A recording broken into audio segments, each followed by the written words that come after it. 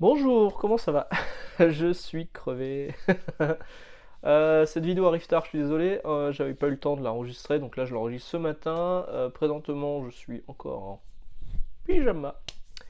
Parce que le petit m'a réveillé très très tôt, sa deuxième dent pousse. Bref, je vais pas vous raconter ma vie. Ma vie, je vous la raconte plus le dimanche. Donc aujourd'hui, on va parler de Fantastic Four, l'histoire d'une vie qui est là, qui reprend un peu le principe mais qui reprend même carrément le principe de Spider-Man Love Story, Life Story, donc l'histoire d'une vie que moi j'ai ici en VO, qui était sortie l'année dernière, moi je crois que c'est l'année dernière, euh, peut-être même il y a 2 ans, non?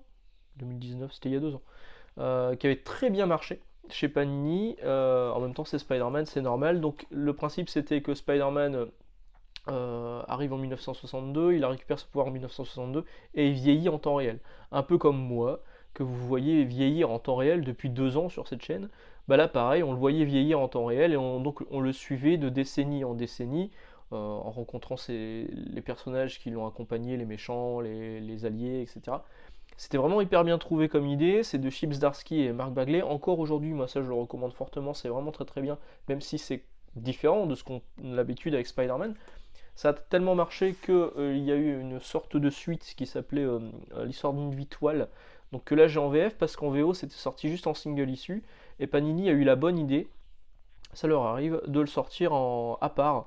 Et pas juste de faire une édition méga collector parce qu'il y a eu quand même une paire d'éditions sur celle-ci. Vous allez voir que sur Fantastic Four c'est pareil. Pas juste sortir une édition collector avec le chapitre en plus, franchement ça m'aurait fait chier. Il y a plein d'éditeurs qui font ça dans plein de domaines différents, à sortir des éditions augmentées, ils appellent ça. Et donc les acheteurs de la première heure sont un peu floués, donc en général revendent l'ancienne édition pour acheter la nouvelle. C'est un peu dommage. La Panini du coup avait sorti le truc à part et c'est plutôt cool. Bon, le récit supplémentaire il est pas indispensable, c'est un bon complément, mais ça apporte pas grand chose au récit de base. Donc Fantastic Four, l'histoire d'une vie, live story, c'est sorti en 2021. Voilà, il y a 6 épisodes là-dedans. C'est plus Chip Zdarsky ni Mark Bagley, c'est Mark Russell. Mark Russell, hein, et Sean Isaacs, j'espère que je dis pas de conneries. Mark Russell, ouais. Alors Mark Russell, il vient du satire, en fait. Alors c'est pas un satire, un mec qui ouvre son manteau devant les enfants à la sortie des écoles. Non, non, c'est un mec qui fait de l'humour satirique. Euh, il avait sorti, on a eu droit en France à sa presse chez DC Comics en 2015, l'histoire d'une ado qui devient président des États-Unis suite à des demandes sur Twitter. Bref, ça laissait un peu augurer ce qu'allait devenir la présidence de Trump, alors que c'est passé, c'est arrivé avant Trump. Euh, Presse, c'est pas mal, mais il y a eu un bad buzz quand c'est sorti en VF à cause de son traducteur, Jérôme Wiki, qui a la fâcheuse tendance à glisser des messages anti-féministes dans ses traductions. C'était pas la première fois qu'il avait fait le coup. Il l'avait fait dans un Batman Rebirth où il avait mis une phrase un peu contre les féministes dans la bouche de Batgirl. Et bah là, il avait fait pareil sur Prez. La traduction a été modifiée. Enfin, il y avait, à mon avis, et à l'avis de beaucoup de monde, une meilleure chose à faire que de glisser un message antiféministe dans sa traduction. Et du coup, ça avait fait un bad buzz là-dessus. On va voir aussi que la traduction dans ce live story, l'histoire d'une vie de Fantastic Four, cet auteur, Mark Russell, il n'est pas aidé par les traductions françaises, hein. Bon, c'est moins problématique, mais quand même. Donc Mark Russell et USA, il avait fait ça. C'est son premier travail chez Marvel, du coup. Il est accompagné au dessin par Sean Isaacs, qu'on connaît déjà un petit peu sur les Fantastic Four, parce il travaillait avec les Dan Slott sur les Fantastic Four actuels. Donc, l'histoire d'une nuit, ça vient de sortir. C'est sorti hier. Voilà, au moment où j'enregistre, nous sommes le 12, c'est sorti le 11. 192 pages, ça coûte 22 euros, avec 6 chapitres à l'intérieur. À savoir qu'il y a plusieurs covers différentes. Il y a une cover régulière, c'est normale, c'est pas celle-ci. Il y a 3 collectors que Panini appelle variante A, B et C. Celle-ci, ça doit être la variante C d'ailleurs. Il y a une couverture spéciale Fnac, et c'est dommage, parce que c'est celle que je trouve la plus sympa. Mais je vais pas l'acheter à la Fnac, je vais pas acheter à la concurrence, parce que oui, je vais l'acheter. Et il y a même une Prestige, il nous avait fait le coup aussi sur Spider-Man en plus grand format, en dos toilé, avec un papier de moins bonne qualité. Je trouve le papier, il est un peu. Là, c'est du papier glacé, comme on connaît chez Panini. Là, le papier, il est un peu plus rugueux, alors peut-être que des gens préféreront. L'édition Prestige, elle est plus chère, par contre, elle est 26 balles, mais c'est surtout les planches qui sont plus grandes. Juste pour vous donner un ordre d'idée, parce qu'en fait, pour les variantes cover, Panini a juste repris les couvertures des comics. Donc ça, c'est la couverture régulière, c'est celle-ci. C'est la couverture des Fantastic Four dans les années 60, parce que là, encore une fois, comme je vous expliquais sur Spider-Man, ça va suivre les Fantastic Four sur plusieurs décennies. La couverture... Je vais y arriver. Ça doit être la couverture A. Voilà, c'est la couverture des années 70.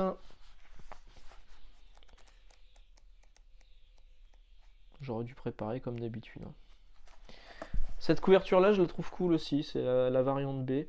J'ai hésité à prendre celle-ci. Bon, après, je suis pas encore passé à la caisse, hein, donc ça sera soit celle-ci, soit effectivement celle-ci, qui est donc la variante C.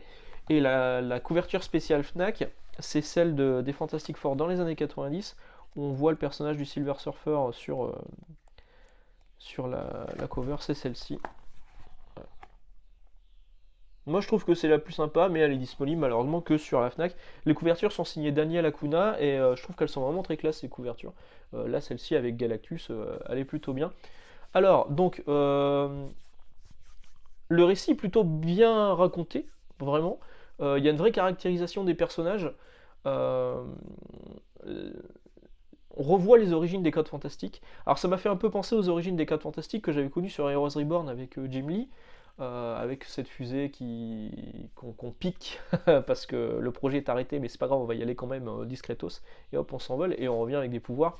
Les pouvoirs sont liés clairement à Galactus. Galactus, il est là, et Galactus il fait un peu métaphore avec les bouleversements climatiques qu'on connaît actuellement. Et parfois, ça m'a fait penser dans le récit à Don't Look Up, le film qu'il y a sur Netflix, où des gens préviennent des problèmes de changement climatique, des catastrophes qui vont s'en suivre, mais les scientifiques préviennent, mais personne ne les écoute, et c'est un peu la situation qu'on a aujourd'hui, où on sait que le réchauffement climatique est une réalité, que on part sur des 1 degré, 1,5 degré d'augmentation, et des catastrophes qui vont suivre, disparition d'espèces dans la mer, réchauffement climatique et fonte des glaces. Il n'y a pas longtemps, j'ai vu un truc sur YouTube sur les Maldives et le mec expliquait, c'est Tev, hein, je ne sais pas si vous connaissez Tev. Le mec expliquait que dans quelques années, je crois que c'est d'ici 2030, les Maldives c'est pas très haut en fait, et que du coup avec la montée des eaux, les Maldives vont disparaître. Ils sont en train de construire des hôtels à des millions, des milliards de dollars, et le truc va disparaître dans quelques années. C'est déjà acté en fait, hein. Donc il y a une vraie métaphore entre Reed Richards, du coup on va le dire à l'américaine, qui annonce, attention, il y a une grosse catastrophe, Galactus arrive, c'est la merde, il faut qu'on se prépare, il faut qu'on soit prêt, il faut qu'on trouve une solution pour empêcher Galactus de dévorer notre monde. Et les scientifiques qui font oh ouais, mon cucu, on n'y croit pas une seconde à ton histoire, et puis ça arrivera, on trouvera une solution, on sera là, hein. Voilà. Donc ça se passe un peu comme ça. Du coup, il y a une vraie, il y a un vrai message dedans, c'est pas que de la satire. On aurait pu penser que ce serait que rigolo parce que Mark Russell est un auteur satirique. Euh, non, il y a un vrai message derrière, et en plus, il y a une vraie caractérisation des personnages qui est franchement bien trouvée. Ben vit vraiment mal le fait d'être devenu un homme-chose, d'être la chose, d'être un mec en brique. Et il en veut vraiment à Red, et il se passe un truc d'ailleurs dans le premier épisode. Un gros bouleversement, et Ben va s'en vouloir pendant quelques années. Et voilà, donc moi j'ai trouvé que c'était vraiment bien. Je pensais juste le lire, en parler un petit peu, et puis finalement je pense que je vais quand même passer à la caisse, et je vais passer à la caisse en VF, et je vais vous expliquer pourquoi. Dans une vidéo récente, je disais Panini, le retard qui est pris sur Spider-Man, c'est hallucinant. Chez d'autres éditeurs, ils arrivent à sortir des trucs assez rapidement. Et ben là, le trade paperback américain sort le 30 août. Sort fin août. Et nous, on a déjà un relié en couverture dure, en français, pour 22 balles, alors que le trade paperback américain, alors je sais pas si c'est trade paperback ou hardcover, ça sera peut-être un hardcover, parce que vu le prix, sera à 25 euros. À peu près 25 euros. Donc en fait, on l'a un peu moins cher, on l'a beaucoup plus tôt, et c'est exceptionnel du coup chez Panini d'avoir ça aussi rapidement. Donc moi là pour le coup, je vais pas attendre jusqu'au août que sorte la VO, je vais le prendre en VF. Même si la traduction pose parfois quelques problèmes, il y a des traductions Montabo. Alors la traductrice c'est Laurence Benningar, hein, donc quand j'ai vu son nom j'étais pas forcément rassuré. Il y a cette phrase de Ben qui dit son frère, soirée amateur chez les singes. Qui dit ça? Personne. Je me suis dit c'est peut-être une expression des années 60. J'ai cherché, j'ai pas trouvé. J'ai cherché le terme en VO. En VO, il dit exactement ça. Il dit Amateur Night at the Monkey Ranch. Je me suis demandé si c'était pas une expression que je connaissais pas. Amateur Night, oui, c'est une expression. At the Monkey Ranch, j'ai pas trouvé l'expression. Euh, euh, alors, ranch comme un ranch, hein, pas comme une clamolette. Du coup, là, c'est juste une traduction mot à mot d'une expression que sans doute je ne connais pas, qui était peut-être une expression de l'époque.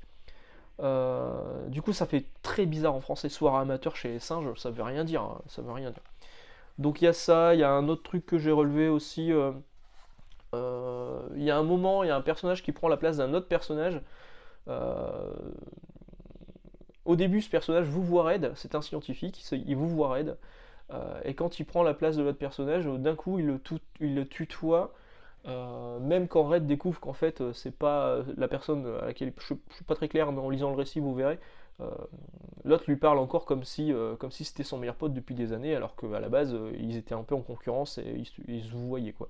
Donc ça j'ai trouvé ça un peu bizarre. Je pense que la traductrice elle a pas du tout fait gaffe. Au fait, elle a juste vu que c'était tel personnage et pas quelqu'un d'autre à l'intérieur, et donc elle s'est dit, elle s'est pas pris la tête, elle a juste traduit comme elle pensait le traduire. D'ailleurs, Laurence Wenger, elle est habituée du fait de ne pas mettre de c'est ça, négation, de négation. Donc elle dit pas on n'est pas, elle dit, enfin, comment je pourrais vous dire, on ne fait pas, elle dit on fait pas, par exemple. Voilà. Elle ne met pas la négation. Et du coup, quand on sait que c'est des personnages qui sont parfois, enfin, des scientifiques ou des trucs comme ça, ou le président des États-Unis, enfin, ça fait un peu bizarre du coup. Au niveau des planches, franchement, il y a des trucs qui sont magnifiques, hein. Ce Silver Surfer, il est hyper classe.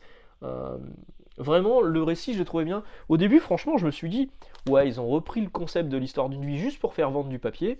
Et ça va pas être fou, et je vais le lire, ça va pas me plaire. Et en fait, ça m'a plu. Ouais. Pas de bol, ça m'a plu. Donc je l'achète. Voilà. Que dire de plus si ce n'est que en période de pénurie de papier, on se retrouve quand même avec 4 variantes cover et une prestige. Bon, ok. Mais ne boudons pas notre plaisir.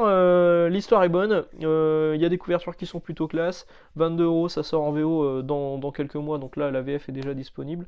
Maintenant, 22 €, c'est quand même une petite somme, mine de rien. Bon, il y a 6 épisodes, mais en fait, on est tellement habitué à payer cher chez Panini qu'on se dit que là, 22 €, 6 épisodes, c'est pas cher.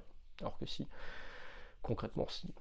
Voilà, bah, sur ce, excellente journée, excellente lecture. Dites-moi si vous craquez pour Fantastic Four, l'histoire d'une vie, si ça vous a plu. Moi, en tout cas, ça m'a plu. On se retrouve dimanche où on fera de nouveau un free talk. Ça vous en fera un deuxième dans la semaine. Ciao, bye.